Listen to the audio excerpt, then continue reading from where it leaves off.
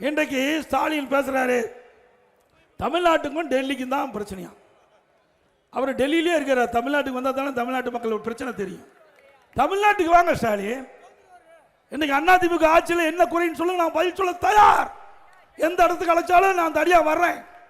நீங்க கேட்கிற கேள்விக்கு பதில் சொல்றான், நாங்க கேட்கிற கேள்விக்கு நீங்க பதில் சொல்ல வேண்டும்.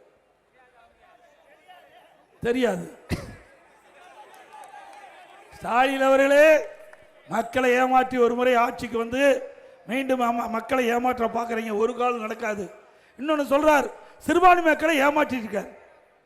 ஏதாவது சிறுபான்மை மக்களுக்கு திமுக தான் காவலர்கள் மாதிரி அப்படியே இருக்குதுங்க. அண்ணா திமுக ஆட்சி இந்த மண்ணில் 31 ஆண்டு காலம் ஆட்சி புரிஞ்சிருக்குது. 31 ஆண்டு காலம் அதிகமாக ஆட்சி புரிந்த கட்சி அண்ணா திமுக கட்சி. சட்ட ஒழுங்கு சிறப்பாக இருந்தது. போதைப் பொருள் இல்லாத மாநிலமாக உருவாக்கணும். பெண்கள் சாலையில் இரவு நேரத்தில் தனியாக நடமாட முடிஞ்சது. இப்போ அப்படியே நடமாடுறது. இன்னைக்கு பெண்கள் தனியாக போனால் தூக்கிட்டு போயிடலாம். இவ்வளவு மோசமான ஆட்சி தமிழ்நாட்டில் தேவையா?